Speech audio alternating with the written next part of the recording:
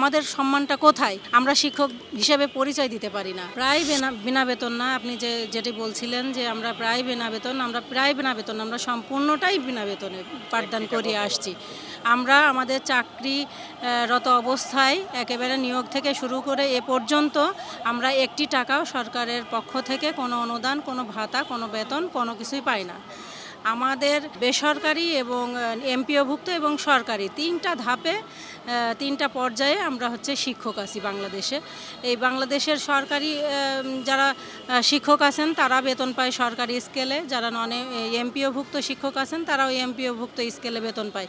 শুধু non MPO যারা আছেন এই শিক্ষকরাই সম্পূর্ণ বেতনবিহীন, সম্পূর্ণ সুযোগ সুবিধা, প্রতিষ্ঠান থেকে কোনো সুযোগ সুবিধা পায় না, সরকারের পক্ষ থেকে কোনো সুযোগ সুবিধা পায় না।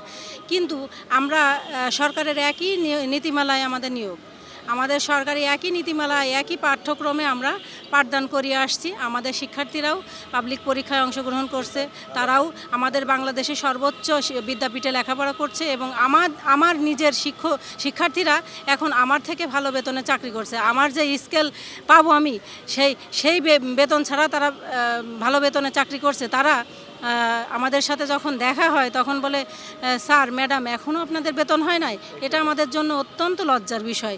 আমরা তাদেরকে পাঠদান করিয়ে আমরা আজকে সমাজের একটা জায়গায় দাঁড় করিয়েছি, কিন্তু আমাদের সম্মানটা কোথায়?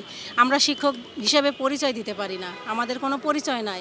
আমরা সমাজে যে বলতে পারি না আমরা চাকরিরত অবস্থায় আছি, আমরা শিক্ষক, কিন্তু আমরা তো শিক্ষক মানে আমাদের মহান পেশা।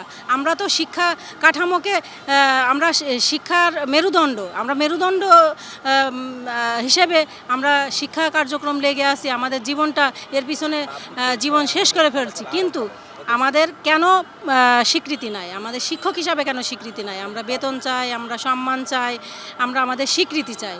খবরের কাগজ, নিখাদ, নির্ভীক, নিরপেক্ষ।